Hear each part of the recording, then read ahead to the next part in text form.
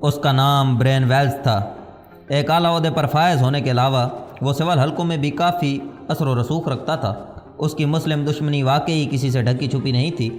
مسلمانوں کے خلاف چلنے والی ہر تحریک میں وہ پیش ہوتا۔ فائل میں لگے اخباری تراشوں میں اس کے بیانات پڑھ کر اس کی مسلم دشمنی مجھ پر روز روشن کی طرح واضح ہو چکی تھی۔ اب امریکن حکومت یا کرنل اسکاٹ ڈیوڈ اسے کیوں مروانا چاہتے تھے یہ میری سمجھ میں نہیں آ رہا تھا۔ کافی غور و فکر کے بعد میں نے سردار کو بھی ساری تفصیل بتلا دی۔ اس وقت ہم باہر لان میں بیٹھے تھے تو کل اس لیے تمہیں بلایا گیا تھا، اس نے پرخیال انداز میں سر ہلایا۔ بالکل، اس میں بھی ان کی کوئی چال نہ ہو۔ آج کل یوں بھی نام نہاد مسلمانوں کو رقم دے کر دہشت گردانہ کارروائیوں میں ملوث کیا جاتا ہے اور پھر اسی کو آڑ بنا کر اسلام کو بدنام کیا جاتا ہے۔ اس بارے میں نے کافی سوچا ہے، لیکن موجودہ صورتحال میں ہم سے یہ کام لے کر ہمیں پھنسایا نہیں جا سکتا، کیونکہ نہ تو ہمارا امریکہ میں کسی ایسی مسلمان تنظیم سے رابطہ ثابت کیا جا سکتا ہے اور نہ ایک ٹریننگ کرنے والے سپاہی کے پاس ہیوی سنائپر جیسے ہتھیار کی موجودگی کا کوئی جواز بنتا ہے۔ ایسا ہونے میں سراسر ان کی اپنی نااہلی ثابت ہوگی اور پھر میں یوں بھی اس کام کے لیے تمہارے علاوہ کسی دوسرے کو مددگار کے طور پر ساتھ لے جانے کی کوشش کروں گا۔ اصل بات یہ ہے کہ وہ خود کیوں نہیں یہ کام کرتے۔ اس بارے کرنل اسکاٹ کا کہنا تھا کہ وہ 1800 میٹر سے ہدف کو نشانہ بنوانا چاہتے ہیں اور میرے علاوہ کوئی بھی اس فاصلے سے فائر کرنے کی اہلیت نہیں رکھتا۔ قارئین کی معلومات کے لیے بتاتا چلوں کہ اب NZO 20mm Gantt sniper rifle بھی ایجاد ہو گئی ہے جس کی کارگر رینج 3500 میٹر ہے۔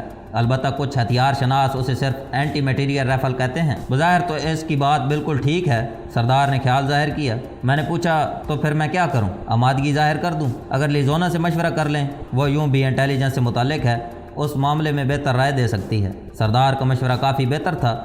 کیا لیزونا کو رازدار بنانا ٹھیک ہوگا؟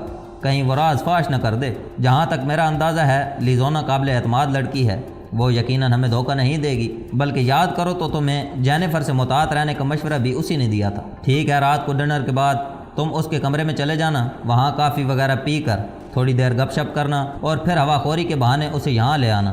لیکن یاد رہے کسی بھی قسم کے نقصان کے ذمہ دار تم خود ہوگے۔ نقصان؟ اس کے لہجے میں حیرانی تھی۔ ہاں نقصان، کیونکہ یقیناً ہمارے کرم فرماؤں کو لیزونا کا اس راز سے واقف ہونا ناپسند ہوگا۔ رہنے دو پھر، سردار دو ٹوک لہجے میں بولا۔ بڑی فکر ہے خان صاحب؟ یار نہیں، کسی بے گناہ کو خواہ مخواہ اپنے مسائل کا شریک بنانا کہاں کی عقل مندی ہے، اس نے سنجیدہ لہجے میں جواب دیا۔ درست کہا۔ یوں بھی کرنل اسکاٹ نے مجھے کسی بھی آدمی کو یہ بات بتانے سے منع کر دیا تھا۔ میں فوراً اس کے ساتھ متفق ہو گیا۔ رات کا کھانا کھا کر سردار لیزونا کے ساتھ کافی پینے چلا گیا۔ انہوں نے مجھے بھی دعوت دی، مگر میں نے اس کے ساتھ جانا مناسب نہ سمجھا۔ میری وجہ سے لیزونا پر شک کیا جا سکتا تھا۔ میں اپنے کمرے میں آ کر برین ویلز کی فائل کا مطالعہ کرنے لگا۔ مجھے پڑھتے ہوئے تھوڑی ہی دیر ہوئی تھی کہ دروازہ کھٹکھٹا کر جینیفر اندر داخل ہوئی۔ مشق سے واپسی کے بعد وہ پہلی بار میرے پاس آئی تھی۔ کیا حال ہے جی؟ وہ بے تکلفی سے میرے ساتھ بیٹھ گئی۔ بہتر ہے، مختصراً کہہ کر میں مطالعے کی طرف متوجہ رہا۔ کیا پڑھ رہے ہو؟ میرے موڈ کو کسی خاطر میں نہ لاتے ہوئے اس نے میرے ہاتھ سے فائل لینے کی کوشش کی۔ میں فائل بند کر کے تکیے کے نیچے رکھتا ہوا بولا، کسی کے ذاتی کاغذات کو دیکھنے کی کوشش کرنا میرا خیال ہے مؤدبانہ فعل نہیں ہے۔ تمہارا موڈ کیوں بگڑا ہوا ہے؟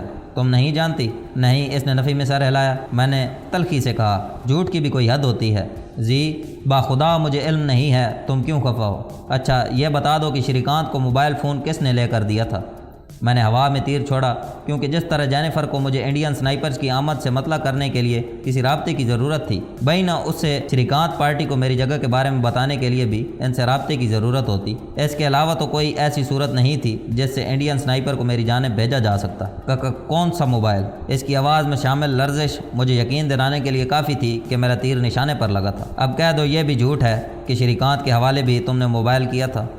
ٹھیک ہے، لیکن اسے بھی تو میں نے اسی لیے لے کر دیا تھا تاکہ میں اس کی گولی کا نشانہ بننے سے بچ جاؤں۔ اصل میں چاہتی تھی کہ تم لوگ آپس میں لڑتے رہو اور میں بس کرو جینی، میں نے قطع کلامی کرتے ہوئے کہا۔ جھوٹ بولنے کے لیے لہجے میں اعتماد کا ہونا ضروری ہوتا ہے۔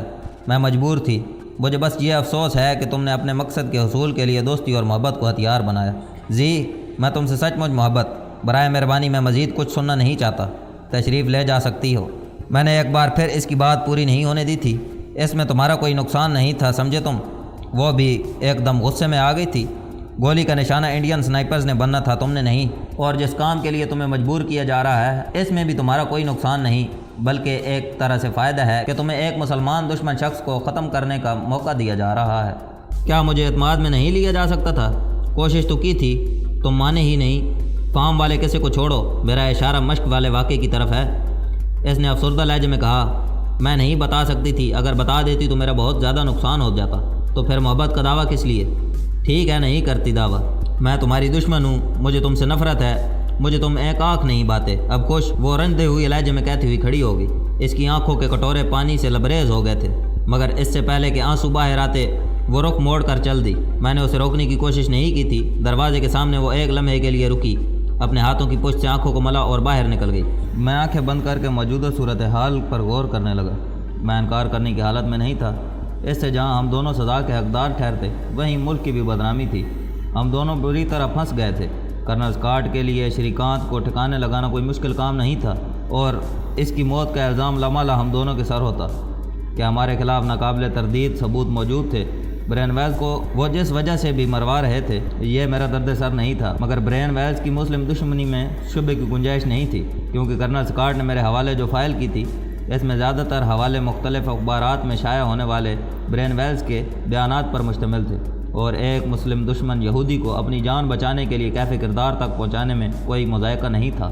اگلے دن میں کرنل اسکاٹ کے سامنے اسے بیٹھا اپنا فیصلہ سنا رہا تھا۔ گڈ، مجھے تم سے اسی فیصلے کی توقع تھی۔ میرا جواب سنتے ہی کرنل اسکاٹ خوش دلی سے مسکرایا۔ مجبوری ہے، میں پھیکی مسکراہٹ سے بولا۔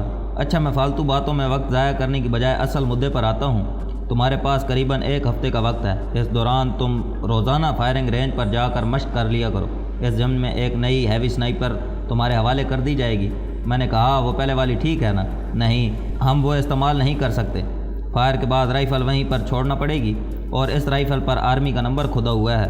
تفتیش کا رخ فوراً ہماری جانب مڑ جائے گا اور ہمیں جواب دینا مشکل ہو جائے گا، اس لیے ہم تمہیں بالکل نئی رائفل دیں گے۔ یقیناً 1 ہفتے میں نئی رائفل کو اپنے موافق کرنا تمہارے لیے مشکل نہیں ہوگا۔ ویسے میری فائرنگ مشق پر دوسرے ممالک کے سنائپرز کو حیرانی یا شک وغیرہ نہیں ہوگا۔ تم یہاں سے جینیفر کے ساتھ سیر سپاٹے کے بہانے نکلو گے، کسی کو کیا معلوم کہ تم کہاں جا رہے ہو۔ ویسے مجھے حیرانی اس بات پر ہے کہ ایک آدمی کو مروانے کے لیے تم اتنے پاپڑ بیل رہے ہو، حالانکہ تم لوگ پورے کے پورے شہر کو صفحہ ہستی سے مٹا کر بھی انسانیت کے خادم ہی رہتے ہو، اور تم لوگ بس کڑتے رہنا۔ اس نے کہہ لگایا، بہرحال تمہاری اطلاع کے لیے عرض ہے کہ برین ویلز کوئی عام آدمی نہیں، ایک امریکن شہری ہونے کے ساتھ بہت اثر و رسوخ اور پہنچ والا شخص ہے۔ وہ جس گاڑی میں سفر کرتا ہے وہ کئی کلو گرام بارود کا دھماکہ برداشت کرنے کی اہلیت رکھتی ہے۔ اس کے گرد ہر وقت درجن بھر اعلیٰ تربیت یافتہ کمانڈوز کا گھیرا ہوتا ہے۔ بلٹ پروف جیکٹ وہ صرف سوتے وقت اتارتا ہے۔ پانی کا ایک گلاس بھی بغیر طبی معائنے کے اسے پیش نہیں ہوتا۔ ایک 80 منزلہ عمارت کی آخری منزل میں اس کی رہائش ہے، جس کی ساری کھڑکیوں میں بلٹ پروف شیشے لگے ہوئے ہیں۔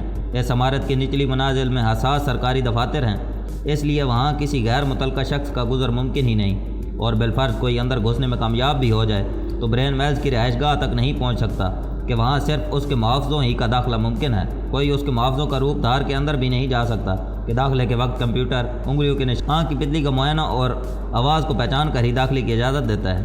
وہ ایک لمحے کے لیے رکا اور پھر گویا ہوا۔ یقیناً یہ سرسری معلومات ہی تمہیں یہ بتانے کے لیے کافی ہوگی کہ برین ویلز کو ختم کرنا کتنا مشکل ہے، اور پھر سب سے بڑا مسئلہ یہ ہے کہ اسے ختم کرنے کے ساتھ ہم یہ بھی نہیں چاہتے کہ کوئی ہم پر شک کر سکے، اور یہ تبھی ممکن ہے جب تم ہماری مدد کرو گے۔ میں نے پوچھا، اور میں اسے کہاں سے نشانہ بناؤں گا؟ وقت آنے پر یہ بھی بتا دوں گا، فی الحال تم اپنی مشق پر توجہ دو۔ اس دوران تمام ممالک کے سنائپر یہیں رہیں گے۔ ہاں، کیونکہ اکیلے تمہیں روکنے میں انہیں پتہ چل جائے گا کہ شری کانت کے زخمی ہونے میں تمہارا ہاتھ ہے، جبکہ تحقیقات کے بہانے سب کو روکنے پر کسی کو شک نہیں ہوگا۔ آخری بات، کیا میرے ساتھ جینیفر کا ہونا لازم ہے؟ ایک تو اسے سب کچھ معلوم ہے، اور ہم نہیں چاہتے کہ زیادہ آدمیوں تک یہ بات پہنچے۔ دوسرا، اس کی اپنی یہی خواہش ہے۔ اس کے ساتھ وہ امریکن شہری ہے، جہاں پر کارروائی ہونا ہے اس علاقے سے اچھی طرح واقف ہے، اور سب سے بڑھ کر وہ خود ایک بہت اچھی سنائپر ہے۔ مجھے اجازت دے، میں کھڑا ہو گیا۔ ٹھیک ہے، لیکن یاد رکھنا اس کام کو ہلکا نہ سمجھنا۔ تمہاری ناکامی کا مطلب یہ ہے کہ وہ مزید چوکنا ہو جائے گا، اور یہ مشکل کام ناممکن میں تبدیل ہو جائے گا۔ جب حامی بھر لی ہے تو دھوکہ نہیں دوں گا، البتہ 100% کامیابی کا دعویٰ کوئی بھی نہیں کر سکتا۔ اس نے متفق ہونے کے انداز میں سر ہلایا اور میں وہاں سے باہر نکل آیا۔ میں وہ مشکل اپنے کمرے میں داخل ہو پایا تھا کہ جینیفر آدم کی۔ اس کے چہرے پر کال والی گفتگو کے آثار اب تک مدعوم نہیں ہوئے تھے۔ وہ سپاٹ لہجے میں بولی، سر اسکاٹ کہہ رہے ہیں ہمیں وقت ضائع نہیں کرنا چاہیے۔ میں تیار ہوں، میرے لہجے میں بھی اجنبیت کوٹ کوٹ کر بھری ہوئی تھی۔ چلو پھر، اس نے کہا، اور ہم کمرے سے باہر نکل آئے۔ سردار غائب تھا، اور میرے اندازے کے مطابق اسے لیزونا کے پاس ہونا چاہیے تھا۔ اسے میں نے سختی سے تاکید کر دی تھی کہ لیزونا کو یہ بات بالکل نہ بتائے۔ یوں بھی وہ کوئی چھوٹا بچہ نہیں تھا کہ اپنے فائدے نقصان کی بابت نہ جان سکتا۔ میں جینیفر کی معیت میں چلتا ہوا اس کی کار تک پہنچا۔ اس کے پاس سرخ رنگ کی ایک خوبصورت BMW تھی۔ फायरिंग रेंज तक हम बगैर कोई गुफ्तगू किए पहुंचे थे। शनाख्त के मराइल से गुजर कर हम फायरिंग अड्डे पर पहुंच गए। मुझे वहीं रुकने का कहकर वो वहां पर बनी एक 2 मंजिला इमारत की तरफ बढ़ गई। थोड़ी देर बाद वो एक नौजवान के हमरा वापस लौटी जिसने हैवी स्नाइपर रेंज मास्टर का बक्स उठाया हुआ था। खुद जेनिफर के पास हैवी स्नाइपर का छोटा एमुनेशन बक्स था जिसमें इस राइफल की 100 गोलियां पैक होती हैं। बक्स वहीं रखकर वो वापस लौट गया। मैंने बक्स खोलकर राइफल बाहर निकाली, टेलीस्कोप साइट इस पर फिट की। उस दौरान जेनिफर ने एमुनेशन निकाल कर मैगजीन में भरना शुरू कर दिया था। तैयार होकर मैंने हदफ को 200 मीटर के फासले पर सेट किया और राइफल की ज़ेरे विंग देखने लगा। 5 गोलियां फायर करने के बाद मैंने लेफ्ट पोर्ट टेलीस्कोप साइट में मुनासिब तब्दीली की और फिर हदफ को 500 मीटर दूर करके फायर करने लगा। अगली मरतबा मैंने 1000 मीटर के फासले से फायर किया और फिर 1000 से एकदम मैंने हदफ को 1800 मीटर के फासले पर धकेल दिया। हवा बिल्कुल मुवाफिक थी। जेनिफर खामोशी से खाली मैगजीनें भरती रही और मैं मैगजीनें हदफ पर खाली करता रहा। बक्स में मौजूद तमाम गोलियां ख़त्म करने के बाद हम वापस जाने के लिए तैयार हो गए थे। कार में बैठते वक्त वो सरसरी लहजे में बोली, तुम वाकई बहुत अच्छे निशानेबाज हो। मैंने तंज़िया लहजे में जवाब दिया, हाँ, और यह सलाहियत मुझे इस मकाम पर ले आई है। मेरा जवाब ऐसा नहीं था कि वो मज़ीद कुछ बोल पाती। अगले 5 दिन मैं और जेनिफर मुसलसल फायरिंग रेंज पर जाते रहे। मैं रोज़ाना 50 गोलियां 1800 और 50 गोलियां 1900 मीटर के फासले से हदफ पर फायर करता। उस दौरान कभी तेज़ हवा चल रही होती, कभी दरमियानी, कभी तेज़ धूप, कभी मोतदिल और कभी सपैर के बाद का वक्त। हर किस्म के हालात में फायर करने से उस फासले पर मेरा निशाना मज़ीद पुख्ता हो गया था। इतवार के दिन मुझे एक मरतबा फिर कर्नल स्कॉट के सामने पेश होना पड़ा। जेनिफर भी मेरे हमरा थी। वो अकेला नहीं था। फार्म हाउस वाली कर्नल जूली रोज वैलेट इसके साथ बैठी थी। रस्मी कलमात की अदाई के बाद वो बराह रास्त मकसद पर आ गया। आज शाम को तुम लोगों ने न्यूयॉर्क जाना है। स्नाइपर राइफल पहले ही भिजवा दी गई है। तुम लोगों ने जिस जिस होटल में ठहरना है इसके बारे में जेनिफर को सब कुछ मालूम है। वहाँ तुम लोगों के चेहरे तब्दील कर दिए जाएंगे और नई शनाख्त के कागजात तुम्हें मिल जाएंगे। यह कहकर वो कर्नल जूली रोज वैलेट की तरफ मुतवज्जो हुआ। खामोश बैठी जूली रोज वैलेट ने टेबल से रिमोट कंट्रोल उठाकर दीवार पर लगी बड़ी साइज की LED ऑन की और अपने सामने मौजूद लैपटॉप की तरफ मुतवज्जो हो गई। LED की स्क्रीन रोशन हुई और पस मंजर में एक खूबसूरत इमारत नजर आने लगी। सोमवार को दिन 10 बजे हदफ ने यहाँ एक मीटिंग में शमूलियत करना है जिसका दुरानिया 1 घंटा होगा। उसके बाद वो उसी इमारत के लान में एक प्रेस कॉन्फ्रेंस से खिताब करेगा। इसने 10 मिनट की मुख्तसर सी तकरीर करनी है और इसके बाद सहाफ़ियों की तरफ से सवालात व जवाबात का एक मुख्तसर सा सिलसिला होगा। उसका दुरानिया भी 10 से 15 मिनट पर मुश्तमिल होगा। सहाफ़ियों से गुफ्तगू ख़त्म करके वो इस जगह आएगा। जूली ने कर्सर से तरतीब से लगी हुई कुर्सियों की निशानदेही की। इस कुर्सी पर मैंने इससे 3 कागज़ साइन कराने हैं और इसमें बमुश्किल 50 सेकंड से 1 मिनट तक का वक्त लगेगा। उसी दौरान उसे निशाना बनाया जा सकेगा। उस इमारत के गिर्द 1300 से 1400 मीटर के दायरे में जितनी भी बुलंद इमारतें हैं कि जिनकी छत से इस जगह को देखा जा सके, इन पर पुलिस, CIA और FBI के एहलकार तैनात होंगे। अलबत्ता इससे ज़्यादा फासले वाली इमारतों को हमने जानबूझकर नज़रअंदाज कर दिया है और इसमें से एक इस होटल की इमारत है। जूली ने एक बुलंद होटल की तस्वीर पर कर्सर रोका। यह 4 सीज़न होटल है। इसकी बुलंदी करीबन 208 मीटर है और यह 52 मंजिला इमारत है और यह 2 किलोमीटर से कुछ दूर है। इसकी छत से इस कुर्सी तक का भी हवाई फासला ज़्यादा है, लेकिन बुलंदी से नशेब में फायर करने के फार्मूले के मुताबिक वहाँ से 1885 मीटर के फासले पर शिस्त लेना बन रहा है। मज़ीद वजाहत इसलिए नहीं करूँगी कि एक स्नाइपर होते हुए तुम इस बात से बखूबी आगाह होगे। 50वीं मंजिल पर तुम लोगों के लिए एक कमरा बुक हो चुका है। वहाँ स्नाइपर राइफल भी पहुँचा दी गई है। कमरे से राइफल छत पर ले जाना और कामयाब फायर के बाद खुद को सरकारी एहलकारों से महफूज रखना तुम्हारी अपनी जिम्मेदारी होगी। यहाँ कारीन की मालूमात के लिए बताता चलूँ कि स्नाइपर राइफल से फायर करना किसी साइंस से कम नहीं है। जब भी कोई स्नाइपर नीचे से बुलंदी की तरफ या बुलंद मकाम से नीचे की तरफ फायर करता है तो वो हदफ की बराह रास्त पड़ी जाने वाली रेंज नहीं लगाता बल्कि उसकी रेंज लगाता है। इस मकसद के लिए उसे हदफ चाहे वो नीचे हो या ऊपर, इसका जाविया दरकार होता है कि स्नाइपर से हदफ की बुलंदी या गहराई का कितना जाविया बन रहा है और फिर इस जाविये और फासले को एक मखसूस तनासब से जमा तफरीक करने से मतलूबा रेंज मालूम होती है। मैंने तंज़िया अंदाज में पूछा, मतलब अगर हमें इनके हाथ चढ़ गया तो तुम हमसे लाताल्लुकी ज़ाहिर करोगे? नहीं, मैंने एक इम्कानी बात की है। वैसे ऐसा मौका नहीं आएगा। इस होटल में करीबन 450 कमरे हैं और तमाम कमरों की छानबीन करके किसी एहलकार का तुम तक पहुंचना इतना आसान नहीं होगा, मगर एहतियात तो लाजिम है ना। तुम जानती हो कि मेरे लिए ये बिल्कुल अनजान इलाका है। इसने इत्मीनान से जवाब दिया, कैप्टन की मौजूदगी में तुम्हारा ये गिला बेजा है।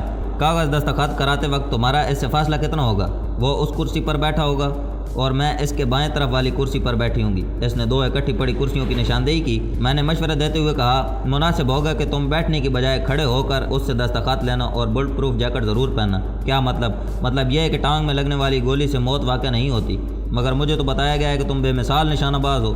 میڈم 1900 میٹر کے فاصلے سے ایک آدمی کے سر کا نشانہ بنانا ہے اور موسم کا کوئی پتہ نہیں کیسا ہو۔ سب سے بڑا خطرہ ہوا کو ہوتا ہے جو گولی کو آسانی سے دائیں بائیں لے جا سکتی ہے۔ وہ جب روسٹرم سے چل کر اس کرسی تک آئے گا تو کیا اس وقت اسے نشانہ بنانا ممکن نہیں ہے؟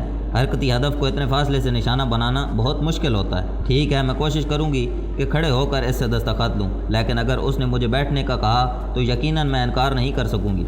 یہ کاغذ تمہاری بجائے کوئی اور دستخط نہیں کرا سکتا؟ نہیں، اور اگر آ سکتا تب بھی میں خود آتی، کہ دوسری صورت میں شک کی زد میں آ سکتی ہوں۔ تیز ہوا چلنے کی صورت میں گولی نہ چلانے کا فیصلہ کر سکتا ہوں۔ جولی روز ویلٹ نے سوالیہ نظروں سے کرنل اسکاٹ کی طرف دیکھا۔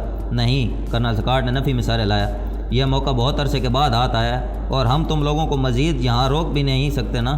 ٹھیک ہے، لیکن کوشش کرنا میڈم۔ ہوا اگر ہدف سے تمہاری طرف چل رہی ہو تو پھر بیٹھنے کی بجائے کھڑے ہونے کو ترجیح دینا۔ کوئی اور سوال کرنل جولی روز ویلٹ نے میری بات کا جواب دینے کی ضرورت محسوس نہیں کی تھی۔ شکریہ میڈم، میں نے کہا، جبکہ جینیفر نے نفی میں سارے لانے پر اتفاق کیا۔ ٹھیک ہے، تمہارے پاس 1 گھنٹے کا وقت ہے۔ یہ تفصیلات ایک بار پھر اس پریزنٹیشن میں دیکھ لو۔ 2 گھنٹے بعد تمہیں یہاں سے روانہ ہونا ہوگا۔ یہ کہہ کر کرنل اسکاٹ کھڑا ہو گیا۔ کرنل جولی روز ویلٹ نے بھی اس کی تقلید کی تھی۔ ہم دونوں نے بھی اٹھ کر انہیں تعظیم دی۔ وہ لیپ ٹاپ کو آن چھوڑ کر چلے گئے تھے۔ ان کے جانے کے بعد جینیفر مجھے اس جگہ اور ارد گرد کی عمارتوں سے واقفیت دلانے لگی۔ اس کی باتیں سن کر مجھے کرنل اسکاٹ کی بات بالکل صحیح لگنے لگی تھی کہ اس مشن میں جینیفر سے اچھا ساتھی مجھے نہیں مل سکتا۔ تمام پہلوؤں کا ایک بار پھر جائزہ لینے کے بعد ہم دونوں جانے کے لیے تیار تھے۔ میں نے کہا، میرا خیال ہے میں ایک بار اپنے ساتھی سے مل لوں۔ ٹھیک ہے، تم ہو آؤ۔ جینیفر نے اسبات میں سارے لایا۔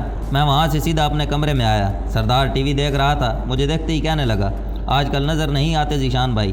میں نے ہنستے ہوئے کہا، تمہاری نظر لیزونا پر سے ہٹے تو ہم نظر آئے نا خان صاحب؟ کہہ سکتے ہو بھائی، اس نے منہ بنا کر کہا۔ اچھا، میں تمہیں الوداع کہنے آیا ہوں۔ کیا مطلب؟ اس نے حیرانی سے پوچھا۔